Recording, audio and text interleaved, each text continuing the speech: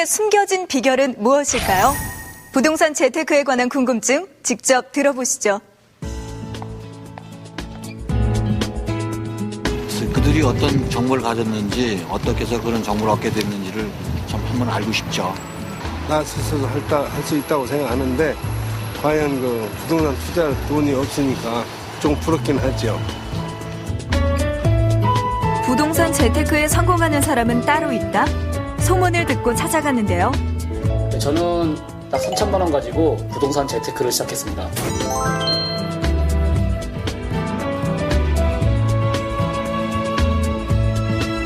부모님이 물려주신 돈이 있었던 것도 아니요. 어려운 회사 사정에 몇 년간 월급의 반은 떼인 처량한 직장인이었다는 안정일 씨. 원하는 사람들은 많지만 쉽게 다가가기 힘든 부동산 재테크. 어떻게 시작했을까요? 군대에 있을 때 저희 집이 이제 경매를 당한 거예요. 그해 겨울에 그냥 이제 낙찰자들이 찾아오더라고요. 집 비워달라고. 아버지가 선 연대 보증으로 가족이 뿔뿔이 흩어진 만큼 내 집에 대한 애착이 남다를 수밖에 없었는데요. 안 씨는 종잣돈을 만들기 위해 앞만 보고 달렸다고 합니다.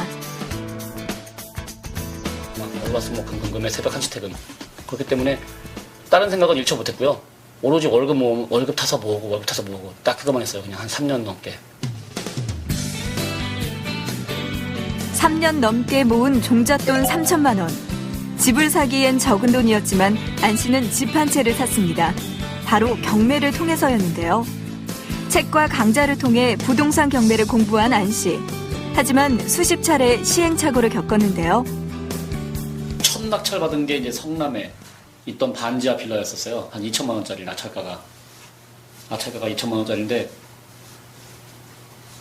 낙찰 받고 가보니까 1,500에도 안 팔린대요. 잘못 받은 거죠. 진짜 운 좋게 하늘이 도와서 취하됐어요. 주위에서 부동산 경매 전문가라고 부를 정도지만 입찰을 위해 쏟는 노력은 녹록지 않습니다. 100여 개의 경매 물건을 분석해봐야 실제로는 겨우 한 번 정도 입찰한다는데요. 부동산 경매는 공부하고 분석하는 것을 게을리해서는 성공할 수 없습니다. 전세권 등 낙찰 대금 이외에 추가로 인수해야 되는 권리는 없는지, 실제 거래되는 시세는 어떠한지, 내가 얼마에 낙찰받아야 수익을 낼 수 있는지 정확한 판단이 뒷받침돼야 하기 때문인데요.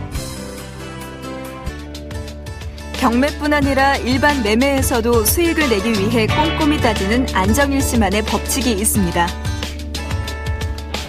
안 씨가 동네에서 가장 자주 들르는 곳은 집 근처의 부동산 중개소. 부동산 매매 계획이 없어도 마치 친구 집처럼 드나드는 곳인데요. 동네 돌아가는 사정 얘기고요. 뭐 거래되는 상황, 그다음에 그 손님들 그 반응, 요새 어떻게 돌아가는가 예상을 보통 많이 물어보죠. 부동산 중개소와 친해지면 자연스럽게 동네 부동산을 꿰뚫게 된다는 안 씨. 부동산 투자를 위해 멀리 다닐 필요 없습니다. 가장 잘할 수밖에 없는 우리 동네를 집중 공략하는 것이 안 씨의 첫 번째 전략인데요. 그게 문전옥답이라고 하잖아요. 그러니까 앞마당을 파자는 얘기 제가 하거든요. 그래서 내 동네, 내가 아는 동네를 제일 잘 알 수밖에 없어요. 아무리 뭐 날고기는 고수라 하더라도요. 자기가 모르는 동네 가면요. 그냥 그 동네 공부하려면 역시 한 달 동안 파야 돼요. 그러니까 그렇게 파는 동네, 그 시간을 전략해줄 수 있는 게 내 동네죠. 자료를 보고 선별한 부동산은 반드시 현장에 가 직접 확인합니다. 매물이 참 많잖아요. 한두 개가 아닌데 그거를 직접 다 일일이 가면서 확인하시는 건가요? 결론은 그렇습니다. 그 동네에 그냥 매물 나와 있는 거 100개면 100개를 다 뽑아보자. 그 작정하고 그냥 덤비는 거예요. 발로 뛰는 매물 확인은 교통편, 주변 환경, 학군 등을 고려해 앞으로의 수익 가능성을 따지는 중요한 과정입니다. 무엇보다 주변인 혹은 전문가의 말을 맹신하지 않고 스스로 공부하고 스스로 파악해 확신이 들 때만 투자하기 위함인데요. 인덱스 펀드에 매달 이렇게 일정한 금액을 적립하고 있어요. 꼬박꼬박. 그래서 그러면서 그거 변해가는 거 같이 보면서 저희 시장 경기 상황도 같이 보는 거거든요.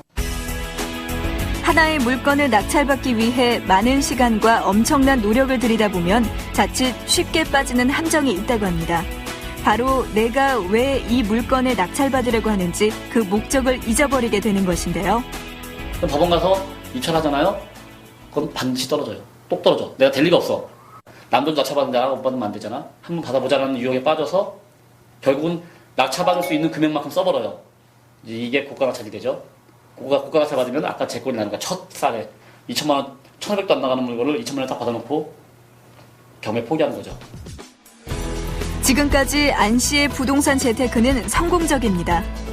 결혼 4년 만에 내 집을 마련할 수 있었고 2년 전 3대가 함께 살아도 넉넉한 이 집을 장만한 것도 과감히 부동산 재테크에 도전했기 때문인데요. 지금부터 경매를 배웠는데 회사 그만두고 바로 경매에 뛰어들고 싶다라는 분들이 있어요. 그럼 절대로 그러지 말라고 그래요. 회사는 꾸준히 다니면서 그러면서 해도 된다. 경매는 차근차근 천천히 한 몇 년에 걸쳐서. 현재 안정일 씨의 자산을 살펴보면 거주하고 있는 집과 투자 목적으로 보유한 부동산을 합쳐 10억여 원. 불과 6년 만에 자산이 17배 가까이 늘었습니다. 하지만 그 과정은 결코 순탄하지 않았습니다. 재테크에 있어서는요, 제일 첫걸음이 종잣돈 모으기고요. 종잣돈을 모아봐야 돈의 소중함도 알아요. 그런 단계 없이 어느 날 문득 너한테 10억 줄게 해볼래? 이거는요, 그거 금방 까먹어요. 그러니까 종잣돈 모으는 과정 자체가 지루하고 힘들긴 한데 그거 정도 공부해요. 그거를 모아봐야 그 돈을 굴릴 줄도 알아요. 어떠한 재테크도 그 기본은 다르지 않습니다. 좀 더 절약하고 차근차근 불리기 원칙에 충실하면 여러분도 재테크 성공 신화의 주인공이 될 수 있습니다. 네, 안정일 씨의 사례를 통해서 부동산 투자 노하우를 알아봤는데요. 9년씩의 가장 기억에 남는 비결은 뭐였습니까? 네, 부동산으로 10억이 넘는 자산을 만든 안정일 씨를 만나보고 부동산 투자 성공 노하우까지 배워봤는데요. 그중에서 가장 인상 깊었던 것은 종잣돈을 모으는 과정 그 자체가 힘들고 지루하지만 그것도 공부다. 종잣돈을 모아봐야 그 돈을 굴릴 줄 안다는 이야기였습니다. 네, 큰 공부가 됐을 것 같아요. 네. 수고했습니다. 감사합니다. 네, 그럼 이번에는 힘겹고 지루하지만 의미 있는 종잣돈 모으기 공부해 보겠습니다. 앞서 설문조사 내용을 보셨듯이 올해 돈을 어떻게 굴릴 것인지 묻는 질문에 저축이란 답변이 가장 많이 나왔습니다. 어쩌면은 가장 평범하고 상식적으로 들릴지 모르겠습니다. 하지만 과연 그럴까요? 나는 저축 습관이 몸에